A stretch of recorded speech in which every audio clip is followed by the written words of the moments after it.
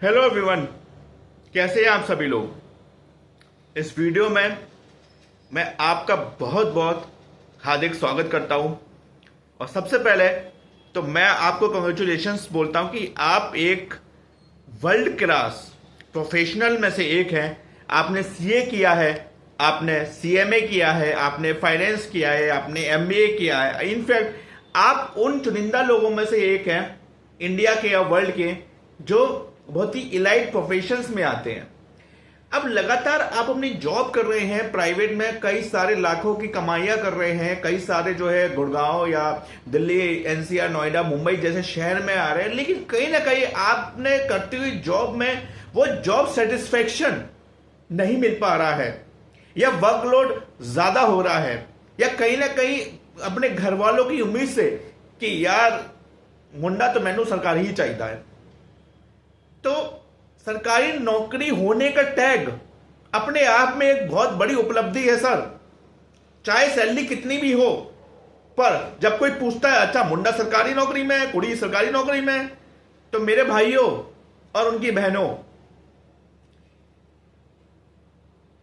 इस टैग के साथ और इस टैग का सपना सिर्फ कैटलिस्ट डिकोडर ही आपको पूरा कर सकता है और आपको बताता है हर एक स्ट्रेटेजी, हर एक चीज। देखो, सबसे पहले आपको प्राइवेट से पब्लिक में जाना, ट्रांजिशन फेज बहुत ही इंपॉर्टेंट है सर।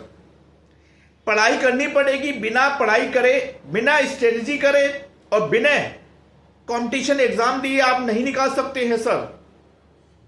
मैंने खुद 10 से ज्यादा ऑर्गेनाइजेशन में एग्जाम दिए हैं, सेलेक्ट हुआ हूं। दिए तो मैंने बहुत सारे, कई सारे, कम से कम 100 से ऊपर एग्जाम दे चुका हूं मैं अपने लाइफ में।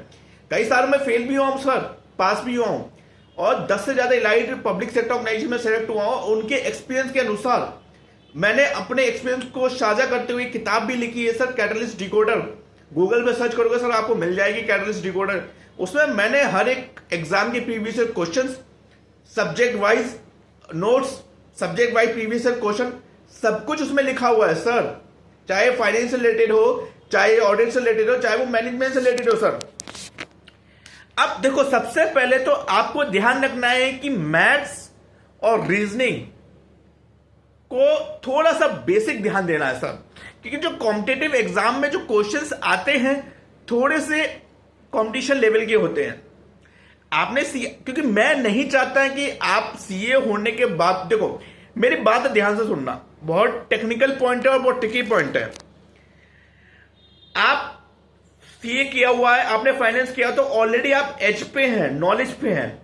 लेकिन मेरे भाइयों और उनकी बहनों, जब भी आप किसी पीएसयू का एग्जाम देते हैं तो उसमें सारे सीए ही एलिजिबल होते हैं। तो आपका कंपटीशन नॉन सीए के साथ नहीं, अपने ही बंधुओं के साथ है। सारे के सारे सीए हैं, सारे का सारों को फाइनेंस की नॉलेज है। तो पास कैसे होना है? पास आपको थोड़ा सा स्ट्रेटजी दिलाएगी। आजकल का कंपटीशन इतना हाई हो चुका है, मेरे इतने नोन में मोस्टली लोग पब्लिक सेक्टर में जाना चाहते हैं, क्योंकि पब्लिक सेक्टर में भी आजकल 8 पे कमीशन सर आ गया है, उससे सैलरी भी काफी इंक्रीज हो रही है। कितनी इंक्रीज होगी उसकी आप वीडियो वगैरह या चैट जीपीटी से पूछ लो, ठीक है। तो सबसे पहले तो आपका माइंडसेट चेंज कीजिए। मेरे YouTube चैनल में कई सारी इतनी वीडियोस आपको मिल जाएंगी ना, हर एक चीज के लिए। कई सारी वीडियोस फेमस भी है, वायरल भी है, क्योंकि मैं अपने चैनल पे कोई कंटेंट, चाहे मेरा कैसा भी हो, वीडियो क्वालिटी कैसी भी हो, लेकिन जो दिल से बात है सर वही निकालूंगा आपके लिए, ठीक है। कई सारे मैंने जो गाइड किए हुए बच्चे, इंटरव्यू में भी मैंने बहुत सारे गाइड किया हुआ है, कई सारे बच्चे सिलेक्ट भी हो गए हैं। तो सबसे पहले तो आप अपना डोमेन सेलेक्ट करो। सर मेरे को किस सेक्टर में जाना है? मेरे को बैंकिंग इंश्योरेंस में जाना है, मेरे को कोर गवर्नमेंट सेक्टर में जाना है जैसे कि मैं हूं, या मेरे को जो है पीएसयू में जाना है। पीएसयू में अगर आप जाएं तो मेरा ये निवेदन है, महारत्न या नवरत्न कंपनी का ही पेपर थे, और क्योंकि वो एक एलाइड ऑर्गेनाइजेशन है, उनका आपको एमईएस और एटमॉस्फेयर बहुत अच्छा लगेगा। कोई मिनी रत्न कंपनी या देंगे तो थोड़ा सा आपको एक्सपोजर कम मिल सकता है सर। महारत्न कंपनी क्या होती है, नवरत्न कंपनी क्या होती है, मिनी रत्न कंपनी क्या होती है, आप थोड़ा समझें। पहले तो गवर्नमेंट सेक्टर की वर्किंग समझें सर। गवर्नमेंट में बैंकिंग इंश्योरेंस में अगर आप जाना चाहते हैं तो आपके पास सेबी है, आरबीआई है, आपके पास नबार्ड है, आपका सिडबी है, आपके पास एनआईएसीएल है, एलआईसी है। ये सब में पेपर जो होते हैं वो फाइनेंस और नॉन फाइनेंस के साथ होते हैं, पर इनका एग्जाम इतना टफ होता है कि आपको फाइनेंस नॉलेज होने के साथ आपको थोड़ा सा एज मिल जाता है सर। जैसे कंपनी चेक के क्वेश्चंस आते हैं, कॉस्टिंग के आते हैं सेबी में, तो आपको एज मिल जाएगा। पर उसका पेपर 1 मैथ्स और रीजनिंग इतना टफ होता है कि मोस्टली सीए भी फेल हो जाते हैं। मैंने भी पहली फर्स्ट टाइम जब दिया सेबी का, ओवर कॉन्फिडेंट के मारे मैंने दे दिया और पेपर 1 में फेल हो गया। बट इसलिए मैं कह रहा हूं, और वहां इसलिए मैं कह रहा हूं थोड़ी सी स्ट्रेटेजी अपनाइए, थोड़ा सा गाइडेंस लीजिए। कोई डाउट हो मेरे से व्हाट्सएप पे पूछिए, मैं सब कुछ बताने को तैयार हूं। ठीक है, सब कुछ बताऊंगा आप लोगों को। अब आपने डोमेन सेलेक्ट कर लिया सर कि मेरे को बैंकिंग या इंश्योरेंस में जाने का है, या आपको कोर पीएसयू में जाने का है। उसमें आपका एलिजिबिलिटी केवल सीए ही होती है सर। जैसे फॉर एग्जांपल अभी पावर ग्रिड का होता है, ऑयल इंडिया का एग्जाम हो रहा है, या ओएनजीसी का एग्जाम हो रहा है, तो मोस्टली दे हायर सीए और सीएमए, क्योंकि सीए ऑब्लिक सीएमए को एक साथ मानते हैं। Both are expected to have a financial knowledge. But मेरी बात सुनो, कई सारे जो सीए होते हैं ना, जो पीएस अपने डिलॉयट वगैरह छोड़ के आते हैं, वो गवर्नमेंट एग्जाम में फेल हो जाते हैं। उनको टक्कर देने के लिए आते हैं सीएमए। इसका रीजन इसलिए why CMA are gaining excellence in the public sector, because they know their limits, they know their bounded rationality, they know that they are not having enough exposure in the practice as well as in the private sector. Therefore they need to work hard, for public sector, and when they learn in a laborious manner.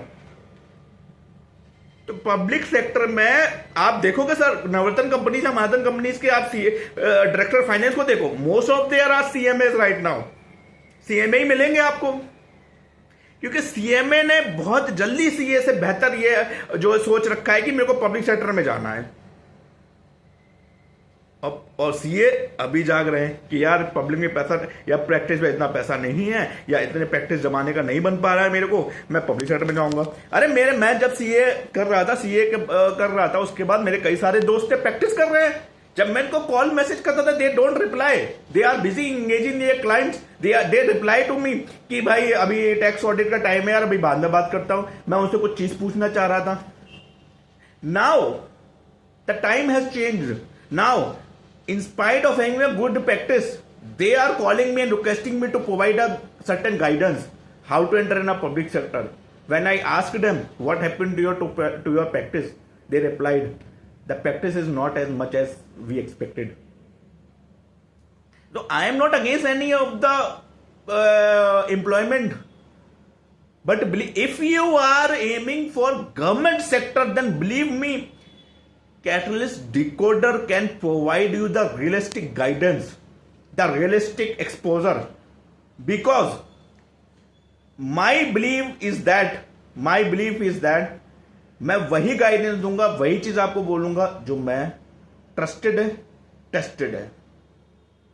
क्योंकि मैं आपसे यही विनती करता हूं कि mobile पे खाना बनते हुए देखना और किसी को लाइव खाना बनाते हुए देखना में फर्क है सर।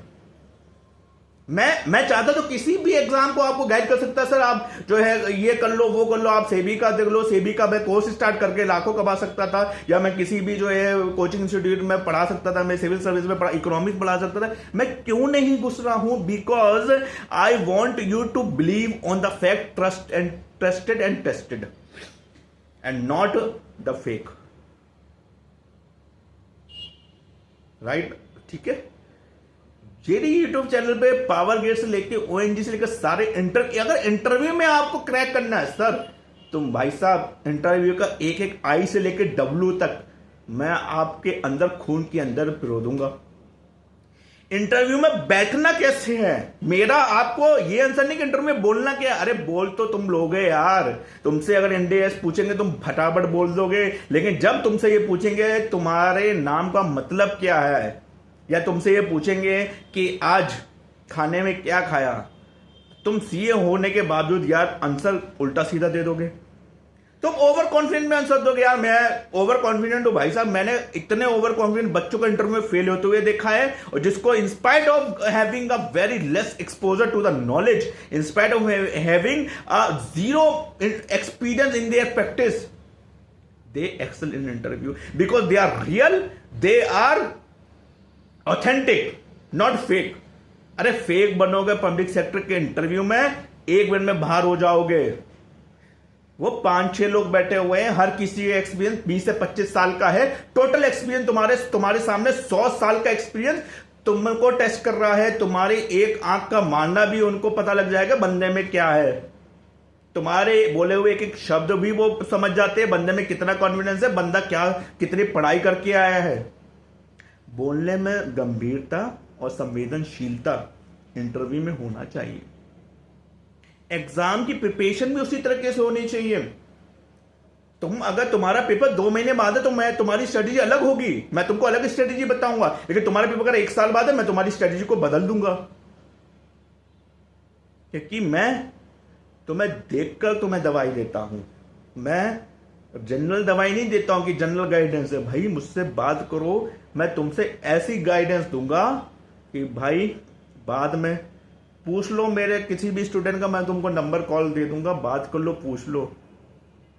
इतना सीरियस होकर मैं तुमको समझा रहा हूं। यही उम्र है दोस्तों, 20 से 25 साल तुम्हारी उम्र होगी, 25 के ऊपर हो, 25 से 30 भी हो सकती है। पब्लिक सेक्टर में घुस जाओ, प्राइवेट सेक्टर में तो तुम 30 के बाद भी घुस जाओगे मेरे दोस्त। पब्लिक सेक्टर की एज क्राइटेरिया बहुत कम होती है। एक बार जी के देखो पब्लिक सेक्टर की लाइफ, एक बार अपने ऊपर टोपी पहन के देखो, मैं सरकारी अधिकारी हूं, थोड़ा अच्छा लगता है। गाना सुनाए ना, अच्छा लगता है। अब बताओ कमेंट में कि किस पिक्चर का गाना है बड़ा अच्छा लगता है। वो सीरियल की बात नहीं हो रही, गाने की बात हो रही है, अच्छा लगता है। इसमें दीपिका पादुकोण है इस गाने में, तो बताओ ये कौन सी फिल्म का गाना है। फिल्में देखते हो ना, धुरंधर 2 देखी ना, क्या सीखा तुमने धुरंधर 2 से? हाँ चलो बताओ मुझे।